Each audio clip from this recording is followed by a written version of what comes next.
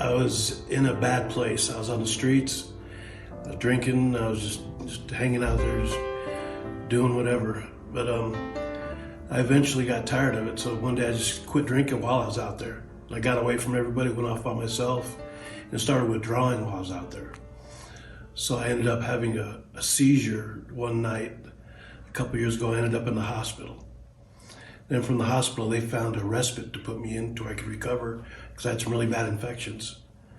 And then there was a gentleman that ran the respite that knew about this place and contacted them.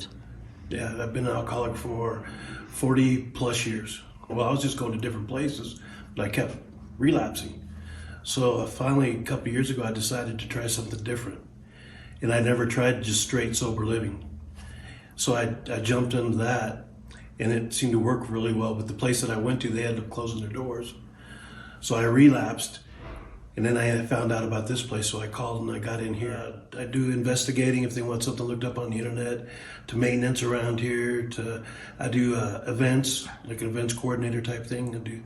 Like last year I did a Christmas party, white elephant, ugly sweater contest. I do picnics or barbecues, just different stuff, try to get the community together. And everybody here pretty much, well not everybody, but most of us have our own little thing we do around here just to help make things work. More people choose to be part of the community than not because it helps. And we have our weekly meetings, our Sunday meetings where everybody talks about their week and the good, the bad, the pretty, the ugly, whatever happened that week. Sometimes it gets pretty deep, but we stay pretty close. If somebody has like a hard time or something, if one of us picks up on it, we'll like ask what's going on, or sometimes they'll just come to us. Like, I got a sign on my door that says always open unless it's not. We just need money because this building is so old.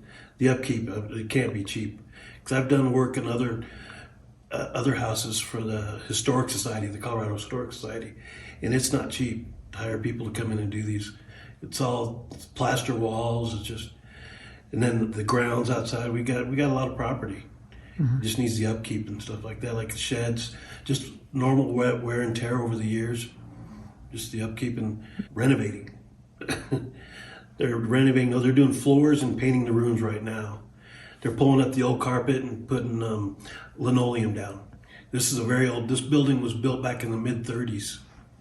I did a little investigating and found out it's been quite a few different places over the years. After I got here, I decided to try a new approach with try to give back because I've taken so much over the years.